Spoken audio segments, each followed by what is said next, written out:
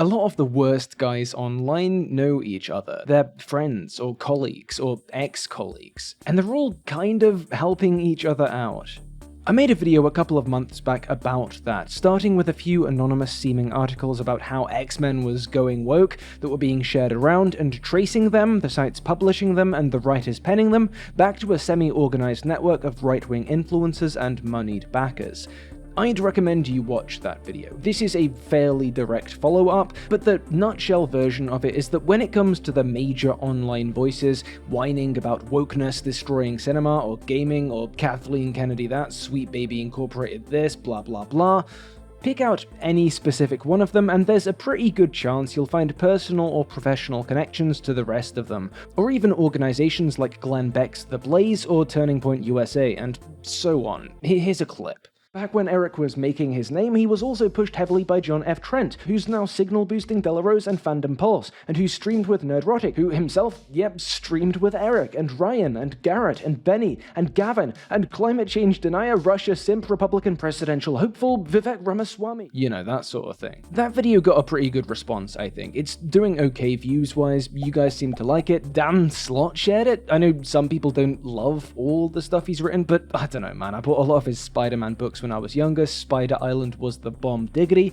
so that was mega cool for me. The video even led one of the main goobers in question to EFAP it, his words by the way, not mine, and then falsely accuse me of deleting comments. But in some of the places that video was shared, a few responses seemed kinda nonplussed. Some of you were kinda like, yeah, we knew this isn't new information. And you know, I guess it wasn't if you had already gone down that rabbit hole yourself. Most people haven't, though. And the problem comes when the passive viewer hears these voices and doesn't even realize there's a rabbit hole to go down. What I was really trying to do there was represent the odyssey of discovery anyone could go on from any given discourse flare-up. So if it wasn't related to one of those woke X-Men articles, I didn't really bring it up. That's why I didn't go any further in that video, but this is a different video, so let's go just a little further and expand her web, which as we know, connects them all. First, though, a PSA. People trying to profit off your attention and anger aren't the only online dangers. The only thing more valuable than your clicks is your data, and there's a ton out there. That's where this video's sponsor, Aura, comes in. I googled my name, and right there is my employment data, school history, old social media accounts, and so on.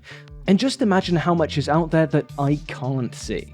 Well, you don't have to imagine. Aura shows you which data brokers are selling your info and automatically submits opt-out requests for you, reducing the amount of spam you're gonna get and protecting you from hackers who could exploit those brokers' laxity to compromise your accounts. You might have missed this, but AT&T recently revealed that over 73 million customer records, both existing and former customers, were released on the dark web. They recommended those affected use strong passwords, monitor account activity, and consider credit freezes, and guess what? Aura can do all of that for you, and way more. I mean, just look, way more. Protect your privacy. Go to my link at aura.com/pillarofgarbage to start your 2-week free trial. But anyway, time to return to that other set of online predators and go across the Grifterverse. Words are flowing out like woke Mary Sue, objective truth, they don't mean much, but nothing ever does across the Grifterverse. Lauren Chen. We'll start small. I noted some of this in March's longer video, the main X-Men were always woke one, but for the sake of completeness, last time we looked at 3 instances of article format pearl ringing, and while the first 2 slotted into our web from both an organizational and authorship perspective, Fandom Pulse and Bounding into Comics, John Delarose and John F. Trent, we only really focused on that last one, the Blaze article, as relevant because of the Blaze, the Glenn Beck of it all, the links we see to other reactionaries via that platform. But hey, guess what also? Lauren Chen, the Blaze contributor whose words make up the majority of that article's content, she's also worked for Charlie Kirk's Turning Point USA, same place as figures like Benny Johnson and Jack Posobiec. Also, we probably glossed over Chen herself a little too much. Like some of the other guys we talked about, she's a Christian nationalist. That's not my label, by the way, it's hers. One who's sympathetically platformed dudes like noted white nationalist Richard Spencer and Stefan Molyneux. Isn't that fun? She streamed with Sargon of Dumbname not long ago, she's worked with PragerU, making a video for them about feminism bad, and I know this one's gonna shock you, but she's also streamed with Nerdrotic and friends a whole bunch. But alright, you probably hadn't heard of Lauren Chen, or some of those other people. You want something juicier? Let me see what I can do. Alex Jones. Speaking of Nerdrotic and the YouTube gang, we can, through them, add another little face to our web. InfoWars' own Alex Jones. And I won't have to for a few years since I got food and stuff, but I'm literally looking at my neighbors now and going, I'm ready to hang them up and gut them and skin them and chop them up. And you know what? I'm ready. My daughters aren't starving to death. I'll eat my neighbors. If you're a new listener, just type in Pentagon-tested gay bomb on Iraq. I don't like them putting chemicals in the water that turn the friggin' frogs gay. Serious crap. I'm sick of being social engineered. It's not funny. Not just because he streamed with them, although yes, obviously he has streamed with them a couple of times, but because of a little channel called Nerd Wars. Nerd Wars is a channel shoveling out both generic, shorter Chud content and these longer compilation pieces, which the channel very generously labels documentaries, largely compilations of clips from just all the usual suspects. Here, this is the first 10 or so seconds of one of their big videos. Even though we created this nerd culture, the Marxist colonists who invaded and bastardized everything are portraying us as the villains. You're aware you're gatekeeping right now, right? That sounds like something a fake fan would say. And let me just tell you, once you've seen one snippet of a Nerd Wars documentary, you've seen the whole thing. The tone of the following hours of editorialized clips and vague us versus them voiceover snippets tying them together is exactly what you're expecting. One fun thing about Nerd Wars is the way they're a little more willing to say the quiet parts a little louder. For instance, in my videos talking about YouTube crypto-fascism, we've come up against the cultural Marxism conspiracy theory a few times, and the way it serves as the template for a lot of the generic anti-woke rhetoric. The way these guys will often take the Marxists have infiltrated cultural institutions and are destroying the West idea and kind of change the details. You know, the whole copy my homework but don't make it obvious thing. But Nerd Wars, they will just come out and tell you it is the Marxists, actually. Our culture doesn't have a toxic fan problem. We have a toxic creator problem, a toxic actor problem, and definitely a toxic Twitter problem. But ultimately, we have a Marxist problem. So now, if you have an opinion, and if you have passion, and if you say anything that doesn't line up with it, you are a troll, and they're going to dismiss you as that. So, points for straightforwardness, I guess? Look, I'm not going to break down all the content of this channel. Even just watching all this stuff would turn me into a gibbering wreck of a man. I'm just going to cite a video by Actual Fandom digging into the story of this channel, which is of course linked below, and mention the way it seems to have been established after an Alex Jones Friday Night Tights guest spot. The way the presenter looks a great deal like an InfoWars employee, or at least an InfoWars affiliate, and the way the channel's very liberal use of Chud content seems to have been allowed and endorsed by some within Nerdrotic's sphere. To be clear, the people featured here have all the tools they'd need on the YouTube backend to take these videos down if not. And yes, we don't have the receipts for all of the featured creators giving Nerd Wars the go-ahead for ongoing content reuse. It is certainly true that in theory this channel could be reusing these guys' content again and again without their knowledge in videos which reach hundreds of thousands of views. It might just be a coincidence that regular FNT guest Chrissy Mayer has worked for Jones and InfoWars in the past, so you know what I'm gonna do? We'll do a different color line on the graphic here. This shade of green can mean, gee, it sure looks like there's a substantial link here, it sure looks like this channel is a calculated astroturfing project designed to nudge that bumper crop of anti-woke audiences nearer to Jones' wavelength without advertising the fact, but I guess we can't be sure. Anyway, that's Nerd Wars. More interesting, but still relatively small potatoes, right? Alex Jones has his grubby little mitts in the Grifterverse too. That's kind of on brand. You want a bigger story. You want me to scale all this up. Well then, let's do that. The Architects of the Alt-Right. Heavens, what a dramatic chapter title. Look, it's nigh impossible to exist online without being aware of the alt-right, at least in vague terms. Even if you've not personally delved into the weeds of what trends and practices distinguish the alt-right from traditional conservatism or whatever else, you know there's a bunch of mostly youngish white guys very concerned about the plight of the young white male, centered on message boards, folding in formerly fringe conspiracies, weirdly an outgrowth of new atheism, Pepe the Frog, blah blah blah. You can't not know that. But it wasn't always this way. So let's start to bring in some of the figures most responsible for changing that, for unifying and codifying the alt-right and their tactics. This is Steve Bannon. He's done a lot of things in his life, but probably the two most noteworthy ones were being a founding board member and later chairman of Breitbart News, so, Link, and becoming President Trump's chief strategist in 2017. And the latter was a fairly direct consequence of the former. See, Bannon's big idea was that to change politics, you had to change culture. As a report from BuzzFeed 7 years back made clear, this was his goal with Breitbart.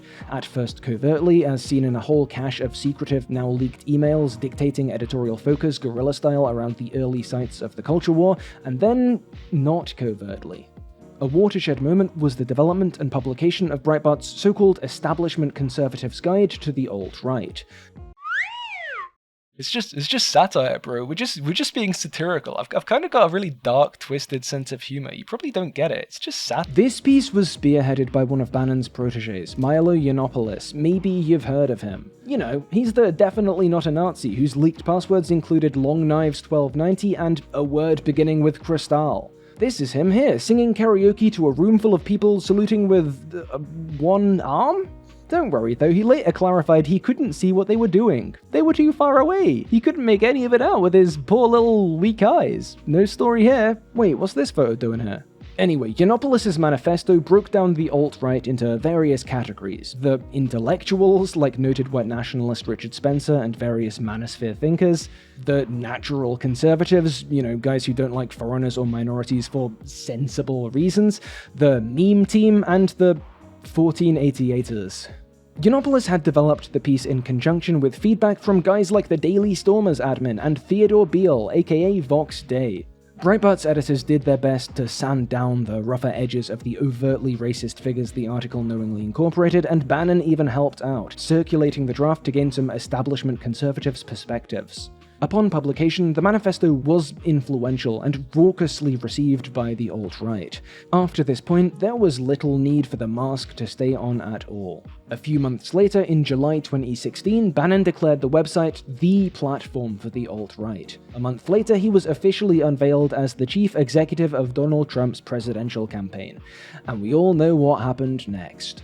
This was the goal from minute one. As that Reddit post I showed a while back alluded to, even before Breitbart, Bannon had seen the radical potential of the nascent alt-right space while involved in a World of Warcraft gold farming company 20 years back. An article in USA Today quotes Bannon as saying, "These guys, these rootless white males, had monster power."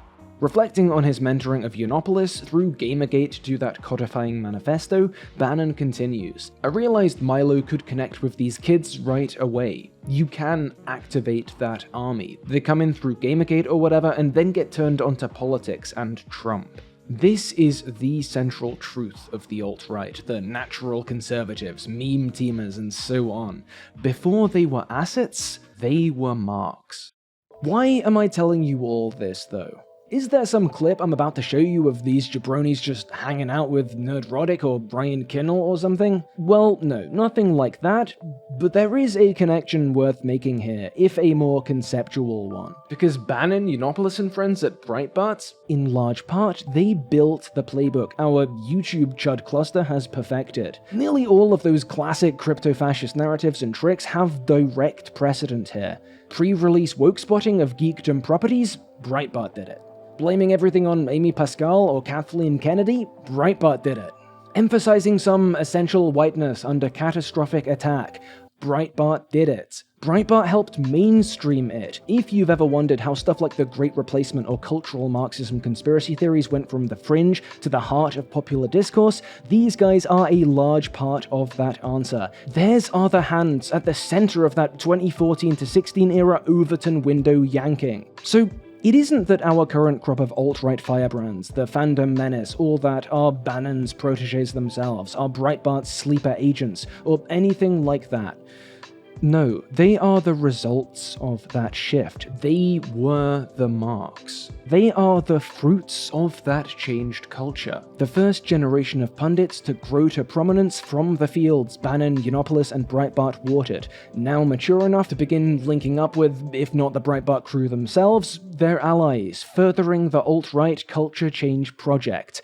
Because it isn't simply legacy. The links here aren't just conceptual ones after all. Bannon's had Alex Jones on his war room, has praised the latter's political thinking. If you look at the evidence and the facts, you are one of the great thinkers of this. That is very rare. You've got to go back almost to the revolutionary generation and see that.